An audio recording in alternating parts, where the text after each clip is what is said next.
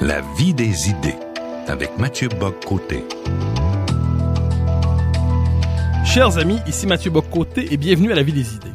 Cette émission, vous le savez, est consacrée aux grands débats d'idées qui traversent notre société. Nous cherchons à comprendre quelles sont les grandes querelles qui façonnent notre temps, qui le modèlent, mais nous cherchons aussi à voir comment la vie des idées, en soi, permet de mieux comprendre la vie publique. Je reçois aujourd'hui une figure bien singulière de la vie publique québécoise. On pourrait dire de lui qu'il a mené une vie intellectuelle au cœur de la vie politique ou qu'il a mené sa vie intellectuelle à la manière d'une vie politique. Auteur de nombreux ouvrages et parmi ceux-là de plusieurs classiques de notre littérature politique comme Dans l'œil de l'aigle, Le tricheur ou Le naufrageur, il a fait le saut en politique une première fois en 1994 pour conseiller Jacques Parizeau et une deuxième fois en 2012 pour devenir député du Parti québécois. Il y a quelques mois, à l'automne 2015, il devenait chef du Parti québécois. Vous l'aurez compris, je reçois aujourd'hui Jean-François Lisée. Jean-François Lisée, bonjour. Bonjour Mathieu. Alors, dans l'émission d'aujourd'hui, je vous proposerai une discussion en sous deux grands thèmes. La première partie sur votre, appelons ça votre vie intellectuelle, les grands auteurs qui vous ont marqué, les événements politiques qui vous inspirent, les grandes figures politiques qui vous inspirent. Et dans la deuxième partie, une réflexion sur votre vision du Québec, sur votre lecture de l'histoire du Québec, sur notre conjoncture, où en sommes-nous aujourd'hui comme peuple? Alors, je me permets une première question toute simple. Pendant des années, on vous a connu à la manière d'un intellectuel au cœur de la vie publique, d'un journaliste qui n'était jamais trop loin du pouvoir sans franchir nécessairement, sauf pendant la période où vous avez conseillé de 94 à 2000, je crois, ou à 99. À 99. Ouais. Est-ce que la politique était une destination naturelle pour vous? Est-ce que la vie intellectuelle était une préparation à la vie politique? Est-ce que toujours vous y étiez destiné d'une manière ou de l'autre? J'ai des amis de secondaire qui me disent m'avoir entendu dire que je voulais être en politique ou premier ministre. Moi, je me souviens pas de ça. Ce qui m'intéressait, c'était d'être journaliste. Je voulais être journaliste, je voulais être correspondant étranger. J'avais de la curiosité, je voulais aller dans le monde entier. Est-ce que c'était Tintin? Est-ce que c'était Bob Moran? Est-ce que c'était un peu des deux? C'était la curiosité, la volonté de voyager, la volonté de tout voir, tout toucher, tout comprendre, tout visiter. C'était le premier ressort, disons, de mon activité. Et ce qui fait que j'ai quitté un emploi presque de fonctionnaire de l'information, c'est-à-dire à la presse canadienne où j'étais permanent. Et pour sauter dans le vide, devenir pigiste en France, des vieux collègues ne comprenaient pas pourquoi. Je me suis mis à risque plusieurs fois parce que je voulais être témoin de l'histoire aux États-Unis, suivre une campagne présidentielle, écrire sur la CIA, écrire sur le mouvement féministe, aller dans le Sud, écrire sur l'esclavage, sur la discrimination, tout ça, ça faisait... Est-ce que j'étais dans les pas de René Lévesque ou d'autres grands... J'ai beaucoup lu sur Albert Londres, Joseph Kessel, les grands journalistes d'enquête français et américains, bien sûr. Ben, c'était l'époque de All the President's Men, Bernstein et Woodward. On voulait faire comme eux, on voulait découvrir le grand scandale. Bon, c'était grisant et c'était ça qui était mon principal ressort. Évidemment, j'étais indépendantiste. Je l'avais été assez jeune. J'avais pris ma carte du Parti québécois illégalement lorsque j'avais 14 ans, parce que c'est 16 ans. Mais à l'époque, les ordinateurs n'avaient pas fait les bons croisements. J'étais donc à Tetlin Mines, ma ville natale qui m'a vu grandir. J'étais déjà dans l'exécutif du Parti québécois. Et après ce séjour à l'étranger, quand je suis revenu, je voulais couvrir des grands événements de l'histoire et après la France et les États-Unis, je voulais me rendre en Argentine, puis ensuite à Hong Kong pour le passage de Hong Kong du giron britannique à la Chine, c'est en 97. Mais au moment où j'étais de passage au Québec après 8 ans à l'étranger, ben, l'histoire se faisait ici, c'est-à-dire la mort de Meach, la possibilité de l'indépendance. Et là, bon, c'est ce fil indépendantiste qui m'a repris. Donc, j'ai voulu écrire cette histoire-là ici. Et lorsque M. Parizeau s'est présenté à l'élection de 94, ben, je ne voulais plus être spectateur, je voulais être acteur. Et donc, je suis entré en politique par la porte du conseiller. Parce que j'avais beaucoup écrit sur les conseillers politiques, ça m'avait intéressé. Et je me suis dit, bon, peut-être avec un peu de pratique, je pourrais faire ça. Mais c'était pas du tout dans le but de devenir député, ministre, chef du parti. C'est venu beaucoup plus tard. L'idée, néanmoins, donc vous dites l'idée vient plus tard. En 94, c'est votre premier passage. Vous écrivez des notes, vous écrivez les discours aussi de M. Parizeau. Vous écrivez ceux de Lucien Bouchard. À quel moment, cela dit, vous dites-vous que vous ne pourrez plus vous contenter de conseiller, d'écrire pour les autres et que les discours que vous écrivez, vous devrez les prononcer aussi? C'est pas ce que je me dis. En fait, il y a un moment où je trouvais que, après 5 ans, d'abord, je trouvais que la souveraineté n'était pas à portée de la main. J'étais en désaccord avec la stratégie qui pensais-je, ne nous y conduisait pas. J'en avais proposé une autre. Elle n'avait pas été... dans sortie de secours. En sortie de secours. D'abord, j'avais fait à l'interne. Elle n'avait pas été reprise. Et je sentais que ma personnalité était en train de disparaître parce que c'était pas ce que je voulais qui arrive. Il fallait que je me conforme, évidemment, au décideur, qui était M. Bouchard. Puis, j'avais un malaise. J'avais un malaise que ma personnalité était en train de... Je me niais moi-même. Alors, il fallait que je me libère. Et je pense que donc, après 5 ans de conseil politique, je suis allé ailleurs. Et il y a un moment où je savais pas où j'allais. Et donc, j'avais 40 ans et je me suis dit, c'est le temps de faire une deuxième carrière. Est-ce que... quand j'étais jeune, un de mes goûts, c'était d'être architecte. Alors, j'ai même regardé, j'ai parlé à des amis architectes. Moi, si je voulais être architecte, j'avais mon premier enfant, si je voulais faire de la pédagogie. Puis finalement, c'est l'autre aspect de mon intérêt journalistique qui était pour les sciences sociales, pour le progrès social, où là, je me suis dit, non, je vais plutôt m'investir dans les politiques sociales, voir qu'est-ce qui est en train de se passer. Et dans ma formation intellectuelle, je dois dire que quand j'étais aux États-Unis, j'étais très intéressé par le pragmatisme social. Comment faire en sorte que, à l'intérieur d'un capitalisme qui est débridé, qui est destructeur, on peut quand même provoquer un progrès social réel, pragmatique. Et c'est ce que je voulais creuser. Et là, pendant quelques années, comme chercheur invité à Sciences Po Paris, puis ensuite au Cérium, je me suis attaché à ces choses-là. Avec le site politiquesocial.net notamment. Exact. Alors, l'Internet était relativement nouveau et il n'existait pas un site où on pouvait suivre les principales publications sur les progrès des politiques sociales. Donc, on a inventé ce site politiquesocial.net qui n'existe plus maintenant, mais qui pendant 5 ans a été le principal site de l'actualité des politiques sociales en francophonie dans le monde. Alors là, vous revenez néanmoins, je vous conduis à la politique 2012. Vous décidez de faire le saut avec l'idée que quand vous vous lancez en politique, parce que au début des années 90, on sentait que le vent de l'histoire était avec les souverainistes, on sentait que l'histoire universelle se passait chez nous pour une fois, ce qui est assez étonnant d'un point de vue québécois. Et là, 2012, vous vous lancez dans un contexte qui est aussi agité, la crise étudiante, le printemps érable, mais une période qui n'est pas très favorable aux indépendantistes, du moins la conjoncture ne laissait pas deviner un référendum imminent. Donc, qu'est-ce qui vous conduit à faire le saut en 2012, alors que la cause de votre vie, disons, n'est plus à l'ordre du jour pour le commun des Québécois? Non seulement pour le commun des Québécois, mais il y a eu un bouquin qui a été écrit qui s'appelait Fin de cycle d'un Québécois hors du commun. Mais moi, évidemment, quand on a la volonté politique de faire arriver des choses comme l'indépendance du Québec, on est toujours à l'affût des points de passage. Est-ce qu'il y a un point de passage? Est-ce qu'il y a une façon d'y arriver?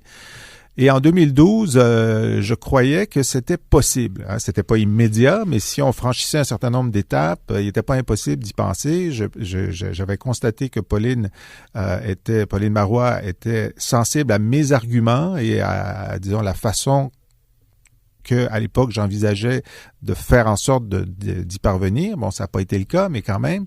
Et aussi, il y avait la discussion en 2012, est-ce que je devrais être conseiller ou me présenter?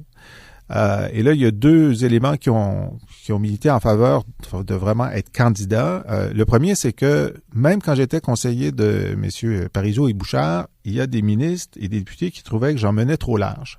Et là, depuis, ma notoriété est encore plus grande et ça aurait été intenable d'être conseiller. Puis en plus, j'aime ça m'exprimer publiquement et ça aurait posé un problème. Je dis non, ça me prend une réelle légitimité. Il faut que je sois élu dans un comté.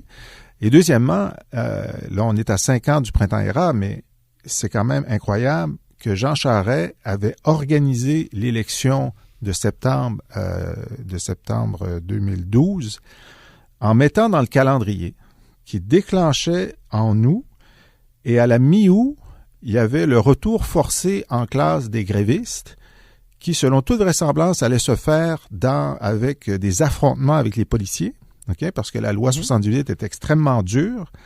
Et donc, il avait prévu que des affrontements et donc du sang versé dans le nez de quelques étudiants allaient l'aider à gagner l'élection. Et pour moi, c'était d'un cynisme absolu et cette personne-là ne méritait pas le respect et il fallait qu'on soit tous à faire du porte-à-porte, à être devant les micros pour que cet homme-là, Jean Charest, ne soit pas réélu parce que pour moi, il était le contraire de la politique au sens noble. Et je me serais pas pardonné d'être resté chez moi s'il avait fallu qu'il soit réélu, ce qui n'était pas impossible. Alors, donc, il y avait un appel de la morale politique aussi qui faisait en sorte qu'il fallait tous être au rendez-vous. Alors, je vous déplace maintenant en 2015, quand vous devenez chef du Parti québécois. Alors, le chef du Parti québécois a une responsabilité immense. Chacun d'entre eux doit faire la promesse d'une manière ou de l'autre qu'il fera l'indépendance du Québec. Alors, comment peut-on, alors que la conjoncture ne s'est pas vraiment améliorée pour la cause du Québec, comment peut-on porter cette responsabilité immense? Est-ce qu'il y a une espèce de grand écart d'une certaine manière entre les convictions et ce qui est possible d'appliquer dans les circonstances? Est-ce qu'il y a une tentation quelquefois du découragement ou est-ce que c'est étranger à votre personnalité dans l'action politique? D'abord, c'est 2016. Hein, je suis un tout nouveau chef du Parti québécois, 3 mois à peine. Attendez, octobre, novembre, décembre, janvier. 4 mois. Ça fait 4 mois bientôt. Donc, j'ai passé mes 100 jours. Non, écoutez, si je ne croyais pas que l'indépendance est faisable, je ne serais pas chef du Parti québécois. Et d'ailleurs, en disant, écoutez, la meilleure façon de ne pas la faire, c'est de se précipiter à proposer un référendum dès l'élection de 2018. Et pour moi, c'était une défaite assurée. C'était essentiel à mon argument. Laissez-nous un mandat de 2018 à 2022 pour redonner de l'épine dorsale à la nation, qui en a bien besoin parce qu'elle a été effritée par 15 ans de régime libéral antinational, de médiocrité, à mon avis, de rabaissement de l'horizon national. Donc, il nous faut 4 ans pour retrouver le tonus de la nation. Et en 2022, un engagement ferme, absolu, de demander le mandat de réaliser l'indépendance dans les 4 ans qui suivent. Et donc, ça nous oblige à préparer l'ensemble de notre travail pour arriver en 2022 avec une proposition qui n'a pas besoin d'être majoritaire. On a besoin d'une majorité parlementaire, mais pas d'une majorité dans les voix. Donc, c'est une marche supplémentaire vers la marche finale, espérons-nous, de 50% plus 1. Alors, c'est un plan de travail qui est exigeant, mais réaliste. Et si je n'y croyais pas, je ne serais pas là. Un homme politique, enfin un homme en général, se dévoile aisément par ses admirations. Vous avez évoqué tantôt quelques admirations intellectuelles. Joseph Kessel, l'écrivain et aventurier, Albert Londres. Si je vous questionnais sur vos admirations politiques aussi, c'est-à-dire les grandes figures qui vous inspirent ou qui vous ont inspiré à certains moments de votre vie et encore aujourd'hui, lesquelles vous viendraient à l'esprit? Écoutez, il y en a 3 ou 4 qui sont plus grands que nature, évidemment. Et le fil conducteur, c'est l'énorme volonté politique. Alors évidemment, De Gaulle, qu'on a découvert à travers Jean Lacouture en particulier, cette trilogie formidable.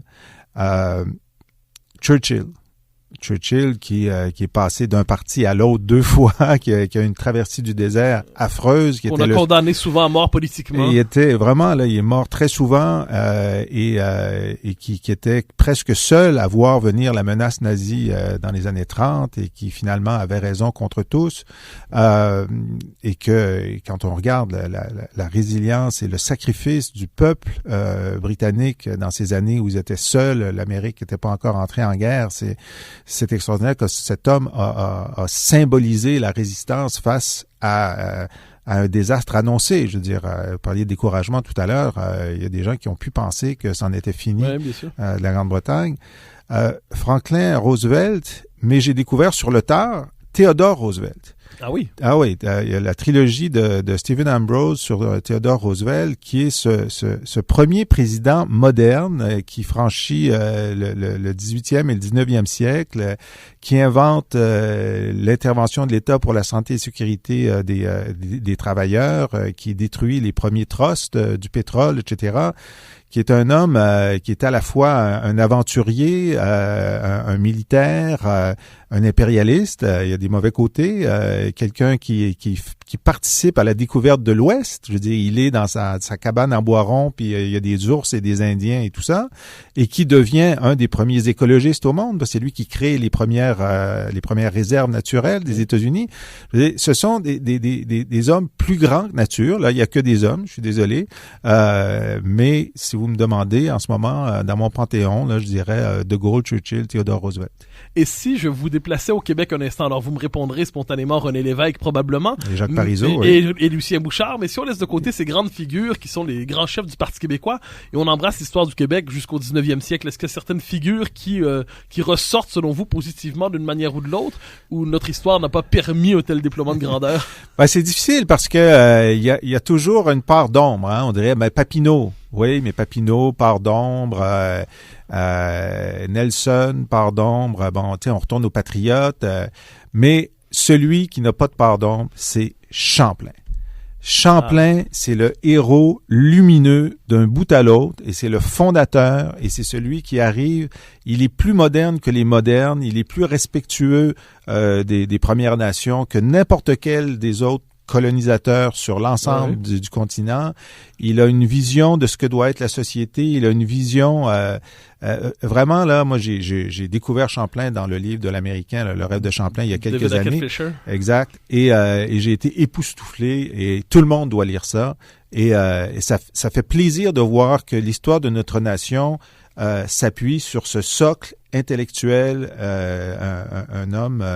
Un homme de volonté, mais un homme de compréhension, un homme de dialogue, un homme de grande envergure. Oui, et alors vous nommez Champlain. Ce qui est assez intéressant d'ailleurs, c'est que souvent aujourd'hui, on a tendance à écraser l'histoire de l'Amérique à travers une seule, comme si le Portugal, l'Espagne, les États-Unis ou la France avaient colonisé de la même manière.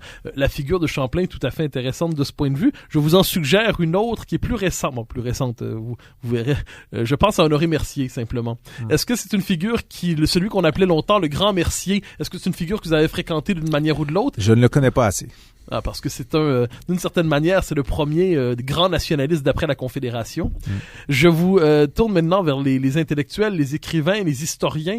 Vous avez une culture à nul autre pareille parmi les personnages les hommes les femmes qui font de la politique aujourd'hui. Je suis pas certain de ça. J'aurais tendance à le croire, mais bon, peut-être je me trompe. Quoi qu'il en soit, est-ce que certains, vous avez parlé tantôt de Kessel, vous avez parlé d'Albert Londres, est-ce que certains écrivains, certains intellectuels, certains historiens, certains philosophes qui ont accompagné votre parcours intellectuel, votre parcours politique, votre cheminement? Bon, comme je savais que vous alliez me poser la question, j'ai un peu réfléchi là-dessus, puis je m'aperçois qu'en fait, le roman a eu beaucoup plus de poids dans mon développement que l'essai. C'est une bonne chose, la littérature est formatrice des âmes. Tout à fait. Mais alors, j'ai beaucoup lu adolescent Jack London.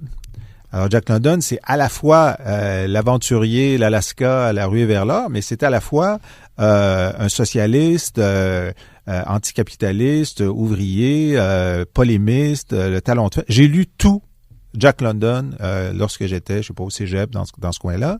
Donc, ça m'a marqué à gauche de façon très claire. Et j'ai lu aussi...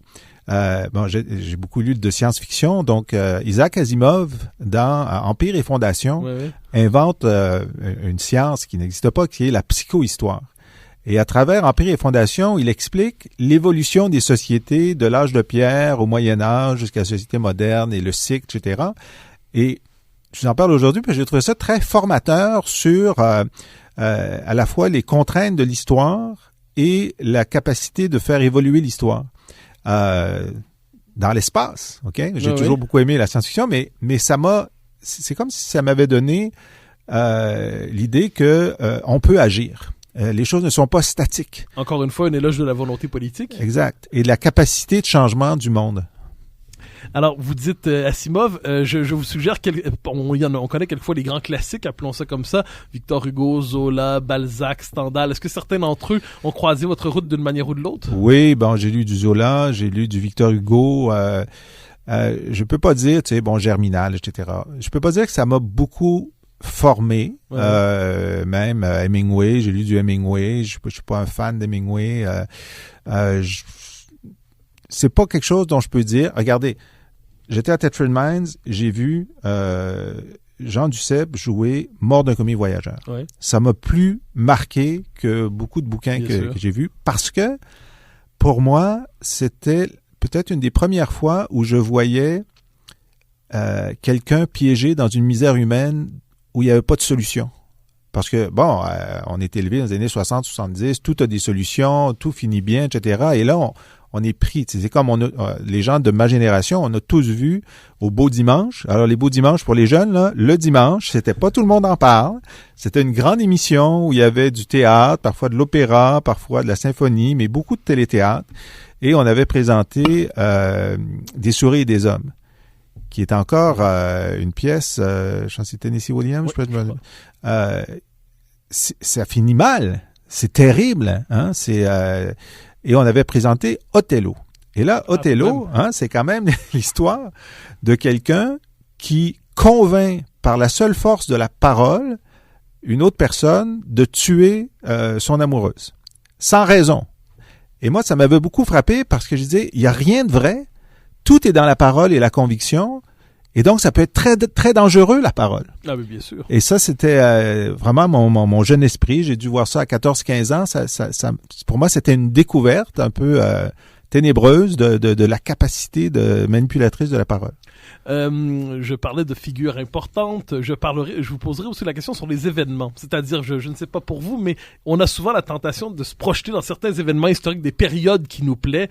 Je me rappelle, je vois très bien la réponse que certains peuvent nous faire en disant ma période préférée, c'est celle qui viendra. L'époque dans laquelle je voudrais vivre, c'est la prochaine. C'est trop facile. Mais voilà. Alors, est-ce qu'il y a certains événements historiques dans lesquels vous vous projetez naturellement en vous posant la question qu'aurais-je fait? Certaines périodes de l'histoire qui vous fascinent d'une manière ou de l'autre, et encore une fois dans laquelle vous dites, mon Dieu, si j'avais vécu là, la vie aurait goûté quelque chose, aurait eu un sel particulier. Ben, c'est sûr que les moments où il y a des ruptures historiques, les moments où tout devient possible, le meilleur et le pire sont les moments les plus captivants. Puis je dis quelque chose que tous pourront dire. J'ai beaucoup lu sur la Révolution française, sur la Révolution bolchevique, sur la Révolution chinoise, sur la Révolution américaine, évidemment la Deuxième Guerre mondiale qui est extraordinairement tragique et porteuse. Donc ce sont ces événements, ces points d'inflexion majeurs de l'histoire qui m'intéressent parce que dans ce moment où tout est fluide, la décision de quelques personnes peut faire changer le cours de l'histoire. Mais c'est la même chose pour... je me suis intéressé au discours. J'ai écrit des préfaces pour des recueils de discours. Puis quand on lit le discours de Martin Luther King, I Have a Dream, on se rend compte que cette personne, par son ascendant politique, si elle avait prononcé un discours revanchard et guerrier, aurait déclenché des émeutes. Donc, cette personne-là avait la capacité d'envenimer ou d'apaiser. Et son texte, tout le début de son texte, c'est un réquisitoire contre la discrimination, et la fin de son texte, c'est un appel à se trouver sur un plan plus élevé de réconciliation.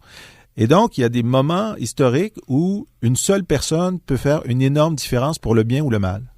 Est-ce que vous parlez des discours? Est-ce que certains des discours que vous avez étudiés d'une manière ou de l'autre, certains d'entre vous auriez aimé les prononcer, aimé les écrire d'une manière ou de l'autre? Quels sont les discours, autrement dit, qui vous ont le plus marqué, que vous trouvez qui se distinguent parmi les autres, parmi les grands moments de l'éloquence politique? J'ai pas le désir de les avoir écrits, mais il y en a que j'aime beaucoup. Celui de Martin Luther King en est un discours de Gandhi, un réquisitoire de Gandhi, alors qu'il est accusé de sédition. C'est génial parce que il n'est pas dans l'excès, il est dans la conviction et les principes. Il y a des moments là où la tonalité, le choix d'un argumentaire qui est plus vif ou plus doux, plus enveloppant ou plus agressant peut faire toute la différence. Mais il y en a tellement de discours. Il y a un discours devant la Société des Nations, ça c'est ce qui précédait l'ONU, qui était en Europe entre les deux guerres mondiales, et l'empereur d'Éthiopie, qui vient d'être attaqué par... Oui, tout jeune, qui vient d'être attaqué par les troupes italiennes, va expliquer à la Société des Nations que si vous n'intervenez pas contre l'agresseur italien, ça pourrait se passer chez vous. Et il décrit ce qui va se passer dans la Deuxième Guerre mondiale. Et la force de ce discours-là, c'est que tout était dit, mais rien n'a été entendu. Bien sûr. Et est-ce qu'on peut faire, selon vous, de la politique et faire de la politique efficacement sans avoir une conscience historique assez riche? Quelqu'un qui, est-ce que vous avez, d'une certaine manière, les comparaisons historiques qui peuvent vous venir à l'esprit à certains moments, les différentes comparaisons possibles dans une situation difficile, est-ce qu'on peut faire de la politique sans avoir une conscience historique ou d'une certaine manière, c'est possible néanmoins de bien jouer ses cartes en ayant une mémoire plus limitée? Ben, il y en a qui le font, hein? Bon, mais moi, je trouve que ça fait partie de mon bagage. Ça faisait partie du bagage de M. Parizeau, de M. Lévesque, de Lucien Bouchard, de plusieurs autres. Parce que, qu'est-ce que c'est la politique? C'est d'essayer de modifier le cours des choses pour le bien commun dans un environnement de contraintes extrêmement lourd. Puis dans le passé, il y a des choses qui ont été essayées, qui n'ont pas marché, des choses qui ont été essayées, qui ont marché selon les contextes. Et plus on en sait sur ce qui a marché et ce qui n'a pas marché, mieux on peut choisir. Bon, en ce moment, par exemple, on discute de la convergence. Oui, la convergence. Ici, Alors moi, ma petite expérience historique, c'est que Mario Dumont, qui était très différent de Jacques Parizeau et de Lucien Bouchard, ont fait une convergence en 95 et ça a failli donner une majorité de oui. Et c'était des gens qui s'entendaient sur relativement peu de choses, qui avaient des personnalités différentes, qui avaient des objectifs politiques partisans différents, mais qui ont additionné.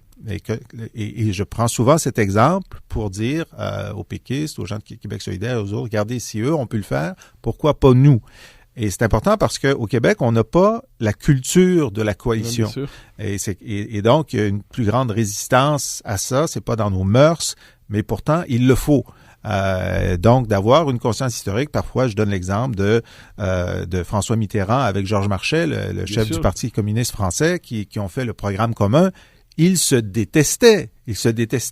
Chacun pensait manger l'autre, d'ailleurs. Exact. Mais c'était pour le bien commun. Il fallait que la droite parte pour qu'il y ait des avancées pour le bien commun. Et finalement, bon, c'est Mitterrand qui a mangé Marchais. Mais c'était pas donné d'avance. Puis c'était très difficile à en faire la démonstration.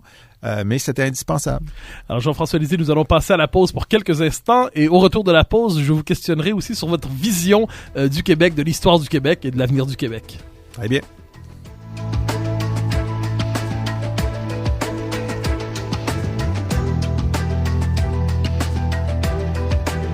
Radio VM, au cœur de l'essentiel.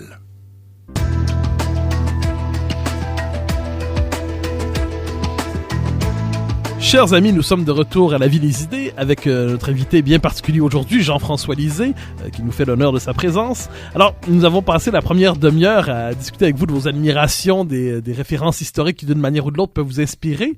Évidemment, je profiterai de votre présence ici pour vous questionner sur votre vision du Québec. Et je vous poserai une question toute simple, du moins j'en ai l'impression, tirée de votre discours de victoire à la direction du Parti québécois. Vous avez dit, j'espère ne pas citer trop maladroitement, que le peuple québécois est irréductible. Que le peuple québécois, d'une certaine manière, était, je traduis, presque indestructible. Qu'il est là, qu'il sera là pour longtemps et qu'il traversera l'histoire. Et quand je vous ai écouté à ce moment précis, je crois que j'ai eu un désaccord de fond avec vous assez prononcé, parce que me semble-t-il que ce qui habite l'histoire de la pensée québécoise d'une manière ou de l'autre, qu'on pense à François-Xavier Garneau, qu'on pense à Lionel Groulx, qu'on pense à Fernand Dumont, qu'on pense aux historiens de l'École de Montréal, qu'on pense à Léon Dion, à Gérard Bergeron, c'est cette certitude que nous sommes une nation qui peut périr. Vous connaissez la formule de Milan Kundera, qu'est-ce qu'une petite nation? C'est une nation qui sait qu'elle peut disparaître, qui a le sentiment de sa précarité existentielle. Alors, vous avez-je bien ou mal compris, est-ce que vous avez vraiment au fond de vous-même cette conviction que le peuple québécois en Amérique est appelé à durer et que son existence n'est pas compromise? C'est ma conviction profonde et c'est un instinct. C'est un instinct. Et je me dis, ça fait tellement longtemps qu'on dit qu'on va disparaître que normalement, on aurait dû disparaître depuis longtemps. Alors donc, face à toutes ces prévisions de disparition, le fait qu'on soit là montre bien que on est extraordinairement résilient. Alors, vous avez plus de culture que moi, alors vous allez me dire qui avait dit à la fin, il ne restera que deux peuples, les Canadiens français et les Chinois. Toynbee. Toynbee avait dit ça. Tocqueville avait dit quelque chose de semblable aussi, il me semble. En fait, il avait eu cette formule terrible sur nous en disant à notre contact que c'est avec nous qu'il a compris qu'il n'y a pas de plus grand malheur pour un peuple que d'être conquis. Exact. Alors, je regarde, on a fait l'exercice pour des raisons d'argumentaire indépendantiste, l'économie québécoise en 95 et aujourd'hui, elle est superbement plus diversifiée, forte, innovante, investie dans l'économie du savoir qu'elle était en 95. Nos finances publiques sont meilleures, notre occupation du territoire sont meilleures. Avant que les libéraux détruisent les instruments régionaux, nos régions étaient en vitalisation. Et donc, on a une capacité de rebond malgré des traumatismes. Le traumatisme de 80, le traumatisme de 95, et je ne parle pas des traumatismes de la conquête, de l'union forcée, etc. On est extraordinairement résilient dans la difficulté et moi, je pense que cette résilience, elle est là pour longtemps. Est-ce qu'il y a des éléments qui doivent nous inquiéter? Absolument. Nous sommes une petite nation. Kundera a raison. Il faut qu'une petite nation soit toujours inquiète et donc qu'elle soit toujours prudente. Par exemple, moi, je considère que la politique d'immigration du Québec depuis 40 ans a été stupidement imprudente. C'est-à-dire que dans une situation où on est 2% de francophones en Amérique du Nord, on aurait dû, depuis le début, exiger la connaissance du français au point d'entrée de tous nos immigrants depuis René Lévesque. Ça n'a pas été fait. Bon, moi, pour la première fois, je propose qu'on le fasse. Très bien. Mais quand même, on a eu un sursaut historique important avec la loi 101 en 77. Avant la loi 101, 85% des enfants d'immigrants allaient à l'école anglaise. Maintenant, c'est le contraire. Là, on débat sur les marges, mais on l'a fait ça. Donc, nous sommes irréductibles, pas parce que intrinsèquement nous le sommes irréductibles parce que lorsque nous sommes en péril, nous avons la capacité de prendre les moyens nécessaires à assurer notre survie. Jean Boutillette, qui a écrit un livre très important dans je pense, début 70, si je me trompe pas, Le Canadien français et son double, disait qu'il y avait deux tentations qui traversaient d'une certaine manière le peuple québécois, la tentation de la vie, l'émancipation, mais aussi la tentation de la mort, disait-il. Puis il la décrivait comment? Il disait que cette culture, finalement, qui nous caractérise et qui nous porte, et que nous portons, certains finissent par la vivre comme un fardeau. C'est-à-dire, ce serait tellement plus simple si on parlait anglais en Amérique. Ce serait tellement plus simple si on cessait de porter une différence qui, quelquefois, pour certains, est vécue à la manière presque d'un ghetto, de quelque chose qui nous coupe du reste du monde, à tout le moins qui nous coupe de l'Amérique. Et j'ai l'impression, mais vous me corrigerez, à tout le moins je vous soumets l'hypothèse, que cette deux échecs référendaires, l'incapacité à se faire reconnaître dans le Canada, a réactivé peut-être dans une partie de notre population cette forme de lassitude existentielle, ce désir de mourir dans la dignité collectivement, cette tentation de la mort. Vous avez le sentiment que nous sommes irréductibles, c'est probablement ce qui explique une part de votre optimisme politique. Est-ce que néanmoins vous sentez dans la société québécoise quelque chose comme cette lassitude existentielle, ce désir d'en finir avec soi-même, ou est-ce simplement la peur de nationalistes exagérément portés par la peur de disparaître? Ben, elle est très présente chez plusieurs intellectuels souverainistes Bien sûr. Qui, de façon cyclique, et c'est un cycle qui ne s'arrête jamais, écrivent sur le désir de mort, la lassitude culturelle, etc. Lâchez-nous avec ça. Pourquoi est-ce que ces intellectuels sentent ça de façon si forte? Et récemment, Jacques Beauchemin, dans ce livre... La souveraineté en héritage. La souveraineté en héritage, très mauvais titre, très bon livre, mais extrêmement décourageant. Ben, c'est parce que c'est des gens qui sont très investis dans cette volonté et ne voyant pas arriver le soir de l'indépendance, en développent une douleur réelle. Bon, mais les gens ordinaires, là, qui ne pensent pas à l'indépendance. Ils pensent pas à l'indépendance tous les jours. C'est un point de vue original sur la vie, mais ça existe. C'est la majorité des gens. Ils se lèvent le matin, ils ont des enfants, ils ont des entreprises, ils vont travailler, ils veulent une meilleure vie pour eux. Ils vivent dans un Québec où la qualité de vie est grande, ils parlent français, ils voyagent. Pour eux, le Québec, c'est une réalité d'hier, d'aujourd'hui et de demain. Ils regardent pas les statistiques sur le déclin linguistique, ils le voient dans le journal une fois de temps en temps. Ils votent aux élections selon leurs priorités. Ils ont une volonté identitaire qui est forte, hein, on le sait. Ils voient que, moi je dis toujours, trop d'identité comme Marine Le Pen ou Trump exclut, pas assez d'identité dilue. Il faut trouver le bon point d'équilibre, c'est ce que nous on propose, puis on sent qu'il y a un besoin parce qu'on est en déséquilibre identitaire en ce moment. Mais ils se sentent pas menacés, ils se sentent vivants. Et d'ailleurs, on parle beaucoup de la nouvelle génération des moins de 40 ans aujourd'hui, sont pas engagés dans le destin national. Peut-être, mais ils se sentent profondément québécois, ils se sentent pas canadiens du tout. Et surtout, ils ne portent pas le fardeau du complexe d'infériorité que les générations précédentes avaient. Ce sont des gagnants. Ils n'aiment pas les losers. Ce sont des gagnants. Puis pour eux, ils sont gagnants eux-mêmes. Le Québec peut gagner. Ils voient le Québec gagner aux Oscars, aux Césars, à Wimbledon, etc. Ils sont dans un monde où le Québec a des succès. Et moi, je pense que c'est très porteur parce que si on réussit à faire la jonction entre la promesse de succès qui serait un Québec indépendant et leur volonté de succès, on est dans une autre phase de notre histoire irréductible. Question sur justement notre rapport à l'histoire. Alors, on dit souvent au Québec, avec raison, que la Révolution tranquille est un moment d'émancipation, de redressement, de libération, d'affranchissement. Et tout cela est très vrai. Quelquefois, on présente aussi la période qui a précédé sous le signe de la Grande Noirceur. Et on a peut-être une tendance à disqualifier très sévèrement ce qu'on pourrait appeler globalement le passé canadien-français. Ce débat-là est un débat d'historiens, mais pas seulement, parce que ça façonne la conscience historique de chacun. On a l'impression que notre Révolution française, à nous, c'est 1960. Dans cette espèce de querelle, comment est-ce que vous vous positionnez? Et si oui, comment vous vous positionnez-vous? C'est-à-dire, est-ce que vous croyez que les Québécois ont été trop sévères envers leur passé pré-révolutionnaire tranquille? Ou était-ce une sévérité nécessaire? Que peut-on faire de ce passé dont on ne sait trop quoi faire pour l'instant? J'aimerais tellement vous faire plaisir, Mathieu, puis dire que je suis d'accord avec vous. Oh, je ne m'y attendais pas, je ne m'y attendais pas. Écoutez, je pense que la sévérité est de mise, mais il est vrai que la société québécoise sous Duplessis, pour le nommer, s'est développée de façon importante, s'est industrialisée, s'est urbanisée, même.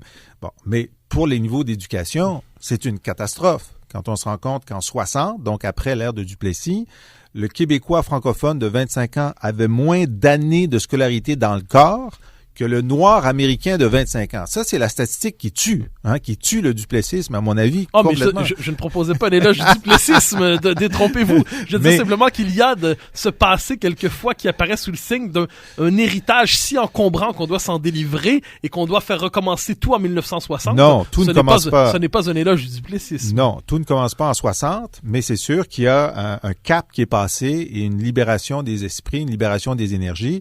Et par exemple, ce qui est intéressant dans la déconfessionnalisation rapide après 60, c'est qu'elle démontre bien que la confessionnalisation forte d'avant 60 n'était pas si bien enracinée que ça, sinon elle ne serait pas disparue si vite. Donc, il y a eu un délitement, donc une augmentation de l'idée de liberté individuelle face à une Église qui était très englobante, enveloppante, qui a dû être un précurseur à cette libération affichée, désinhibée qui a commencé en 60.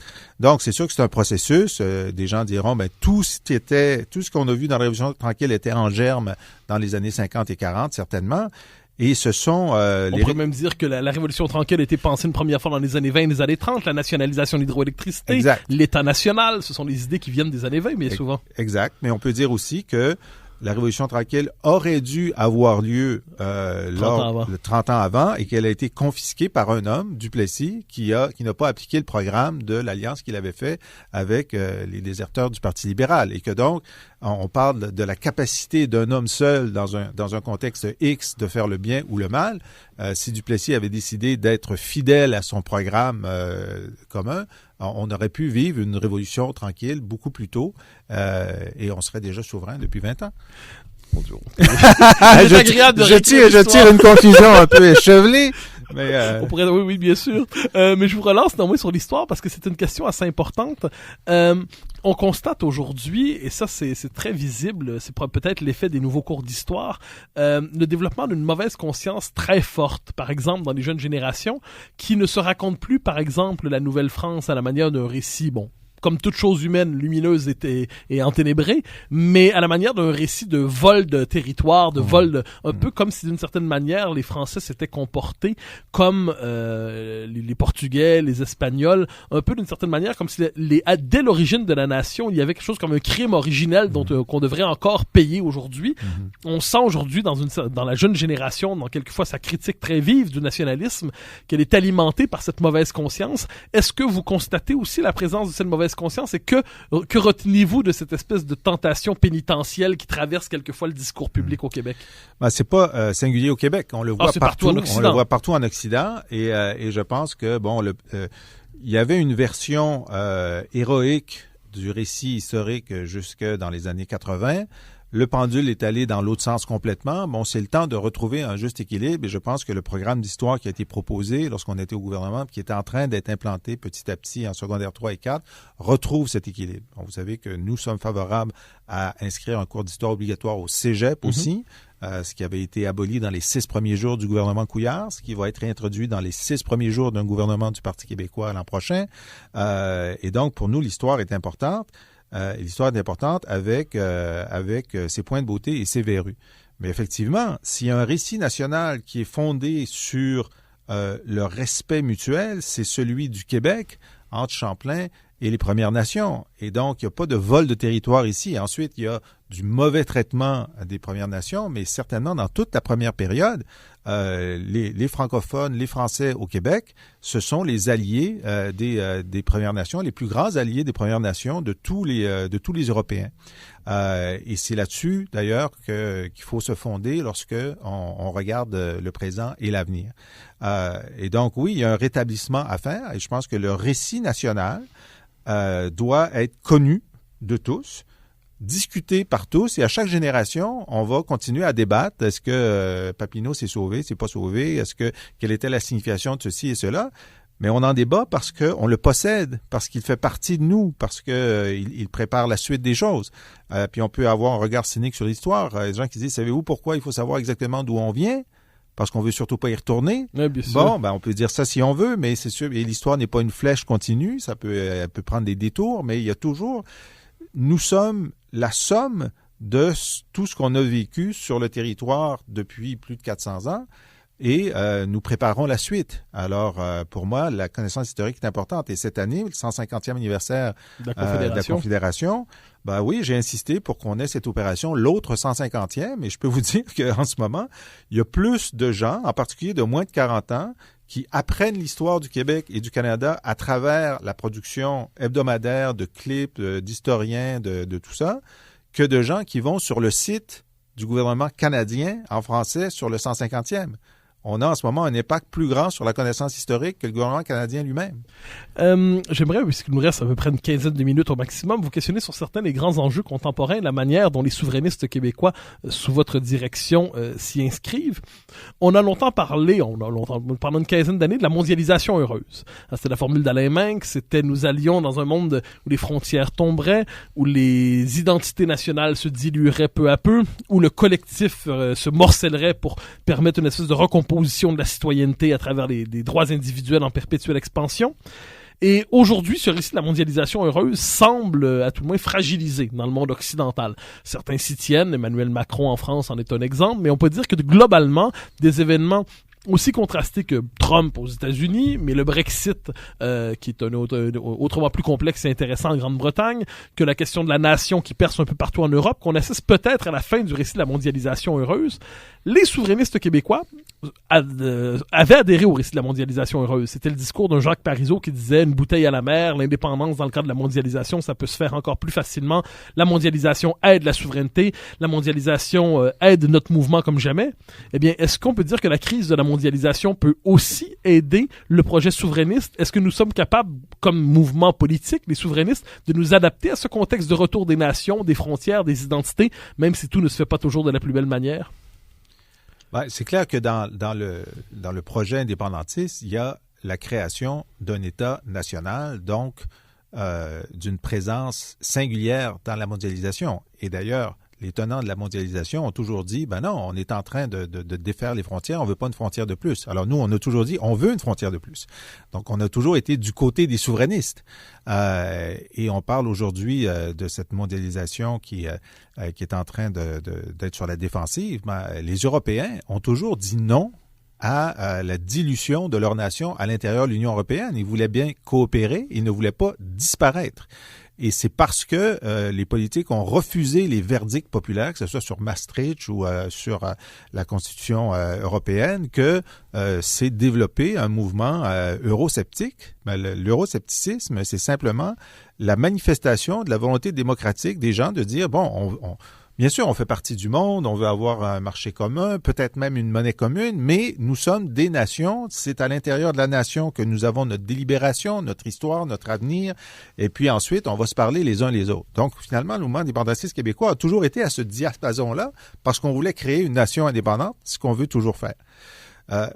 Jacques Parizeau avait raison de dire que le libre-échange avec les États-Unis allait aider l'économie du Québec. Et d'ailleurs, lorsqu'on regarde qui a gagné entre le Mexique, les États-Unis et le Québec, ou le Canada, mais en tout cas pour le Québec, sur le libre-échange américain, c'est nous. Au Québec, c'est très clair. On a eu une explosion de nos exportations. Des PME sur tout le territoire se sont développées. On est passé de moyennes entreprises à géants internationaux. C'est grâce à ça, entre autres choses, et à notre capacité, notre inventivité. Mais ça a aussi fait ce que Jacques Parizeau voulait, décanadianiser l'économie québécoise. Avant, les 2/3 de notre production étaient exportés au Canada. Maintenant, les 2/3 sont exportés aux États-Unis, sans compter le reste du monde. Et donc, effectivement, on s'est comme libéré économiquement du Canada grâce à ça. M. Parizeau était très content de ça. Maintenant, les nouveaux accords de libre-échange, ils vont plus loin que la simple fluidité des produits. On entre dans des zones qui vont au cœur de la souveraineté nationale, la propriété intellectuelle, l'organisation des services publics. Et là, il y a un moment où la réponse est simplement non. Non.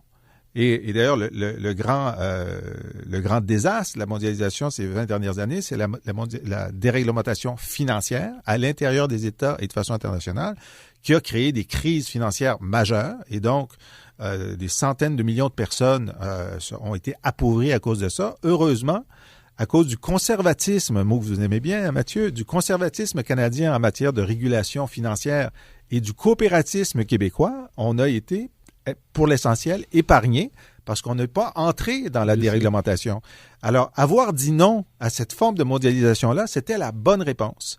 Et là où on en est, je pense que la réponse doit être non plus souvent que oui, parce qu'on entre dans des zones qui sont trop proches de la capacité des nations de prendre des décisions qui peuvent être différentes de celles de leurs voisins, ni meilleures ni pires, mais plus adaptées à leurs valeurs, leurs sentiments, leurs priorités. Pardonnez-moi. On entend souvent, néanmoins, puis ce discours est encore présent au Québec d'une manière ou de l'autre. Il est même assez souvent administré aux indépendantistes que l'indépendance est inévitablement repli. L'indépendance est inévitablement fermeture à l'autre.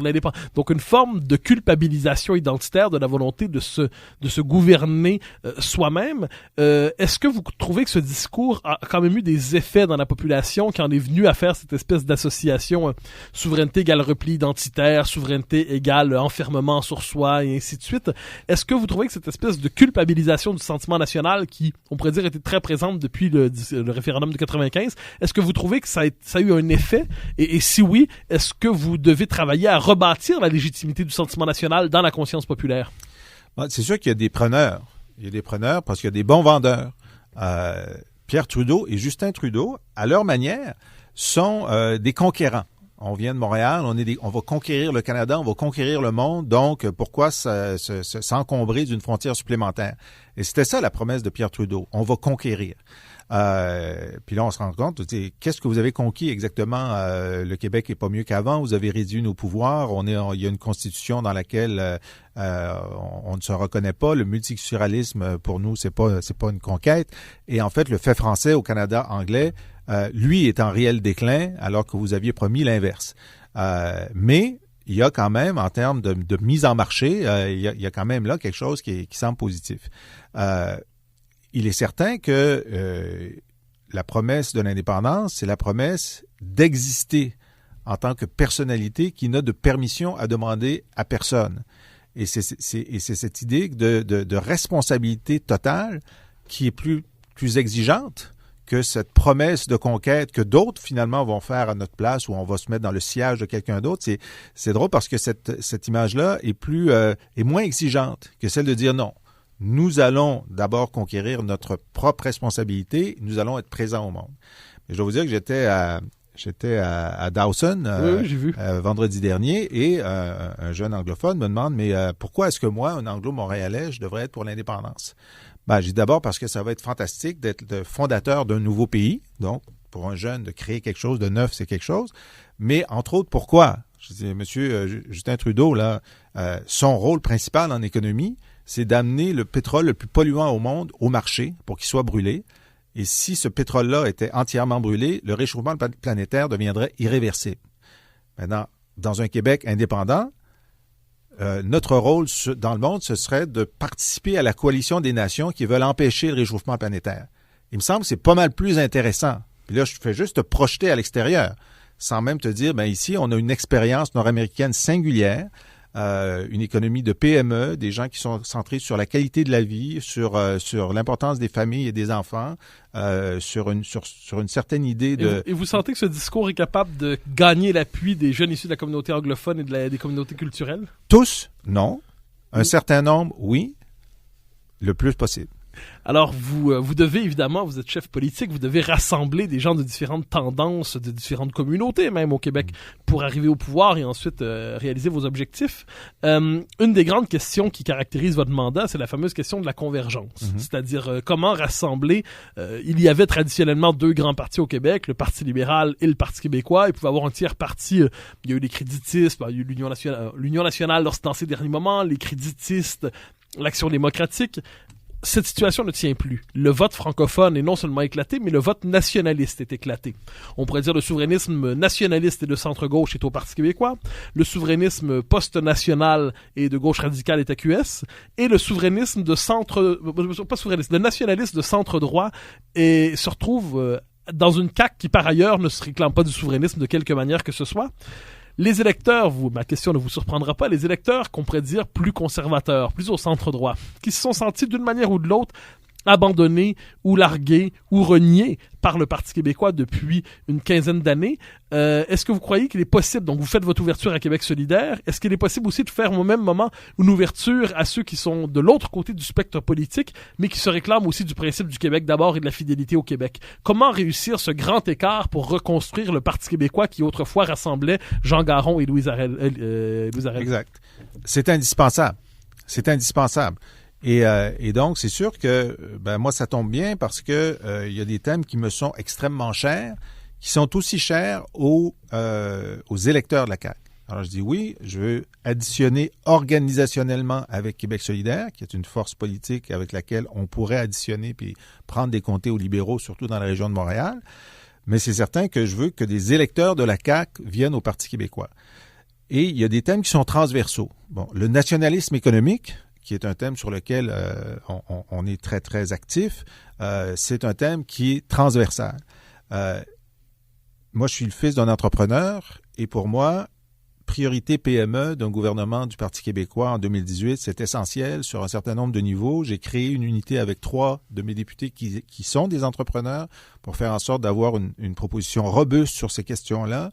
Je fais une tournée de chambres de commerce, donc je parle de ces questions-là. Les familles du 450, c'est important. En ce moment, nous sommes les premiers et les seuls à dire, écoutez, c'est bien le réseau électrique métropolitain, là, mais si ça veut dire qu'une famille de Châteauguay va payer 73 $ de plus par année pour financer les profits de la Caisse de dépôt, juste les profits, c'est un problème. Alors, on est sur ces thèmes-là aussi.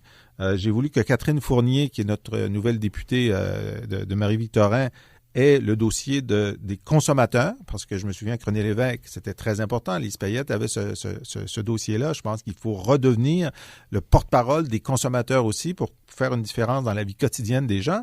Ce sont tous des thèmes auxquels je tiens, auxquels nous tenons, mais nous savons aussi que l'impact, c'est que des électeurs de la CAQ vont se reconnaître là-dedans. Et oui, je cherche mon Rodrigue Biron, je cherche mon Jean Garon. Je veux avoir à l'intérieur de l'équipe du Parti québécois des gens qui sont de centre-droit, indépendantistes, qui vont travailler avec nous, comme c'est le cas depuis le début du Parti québécois, mais auxquels des gens comme vous, Mathieu, allez dire, lui, je peux lui parler, il est plus proche de ma vision des choses, et cette coalition-là, elle est indispensable. Vous touchez des questions économiques, vous touchez des questions, les familles. Je vous amène sur une question qui est peut-être la question conservatrice par excellence, bien qu'on ne le dit pas comme telle souvent. Il nous reste quelques instants, 3 minutes, je crois. C'est la question de l'école. Il n'y a pas au Québec, et heureusement, pourrait-on dire, de mouvement conservateur social à l'américaine, qui veut en gros dire aux gens quoi faire de leur vie. Mais il y a, me semble-t-il, une forme de conservatisme conservatisme culturel, c'est-à-dire une méfiance envers, par exemple, les innovations pédagogiques qui ont pu déconstruire et même saboter l'école depuis longtemps. Il y a une méfiance envers, vous savez, cette espèce de politiquement correct obligatoire qui peut quelquefois étouffer la parole publique ou à tout le moins cadenasser la parole dans les médias. Est-ce que vous sentez ce conservatisme culturel autour de la question de l'école, par exemple la critique de la réforme scolaire, la critique du cours ECR, la volonté de revenir à une école qui, plutôt que de nous apprendre des compétences transversales, après la lire, écrire, compter, connaître l'histoire, connaître la géographie, ainsi de suite, est-ce que vous voyez dans ce thème-là un thème qui est, vous l'appellerez peut-être pas conservateur, mais certainement un thème porteur pour rejoindre une partie de l'électorat qui sent que le monde est un peu déréglé lorsqu'il est question de transmission culturelle? Moi, je m'y suis associé depuis très longtemps. Je suis un critique du cours éthique et culture religieuse. Je veux le remplacer par un cours de citoyenneté où on va apprendre également les notions de démocratie, de vivre ensemble, bien sûr, mais aussi d'économie et de tout ce que ça prend pour vivre ensemble, et même de pouvoir résister aux radicalisations. Avec Normand Baillargeon, j'ai eu l'honneur que Normand Baillargeon m'a aidé à faire ma plateforme en éducation. Puis vous savez que c'est le plus grand résistant contre toutes ces réformes transversales, etc. Oui. C'est l'anarchiste le plus conservateur du Québec. Exact. Et donc, moi, je m'identifie à ce courant-là et c'est clair que il faut... Moi, je veux pas faire de grandes réformes. Je veux m'attacher à la réussite des garçons, par exemple. Oui. Donc ça, c'est un non-dit aussi. Moi, j'en parle ouvertement. Les garçons ont moins de succès que les filles. C'est un écart qu'il faut résorber, comme les autres écarts. C'est important. On a beaucoup de travail à faire de ce côté-là. Et oui, la revalorisation de l'enseignant est une clé pour la suite. Qui n'est pas qu'un accompagnant, mais qui est une figure d'autorité légitime. Une figure d'autorité légitime, donc il faut que cette figure soit neutre, ça c'est une chose. Il faut que cette figure soit valorisée par la société, donc une proposition que je fais d'augmenter le temps de formation par une maîtrise qualifiante augmenterait leur formation d'une part et augmenterait leur salaire de 10% d'autre part pour chaque nouvelle cohorte. C'est déjà ça de prix. Et je pense qu'il faut beaucoup mieux valoriser l'enseignant dans notre société pour lui redonner sa place au centre de notre système d'éducation. Eh bien, Jean-François Lisée, nous arrivons à la fin de l'émission. Je vous remercie infiniment pour votre présence ici aujourd'hui. Je me permets une question finale à laquelle vous répondrez par oui, par non. Est-ce que c'est Jean-François Lisée qui finalement va réussir à faire l'indépendance du Québec? Avec beaucoup de monde, oui, j'espère. Mon Dieu. Alors, espérons-le avec vous. Jean-François Lisée, merci infiniment pour votre présence ici aujourd'hui. Merci de l'invitation. Et chers auditeurs, nous nous retrouvons la semaine prochaine pour un autre épisode de La Vie des idées. Merci infiniment.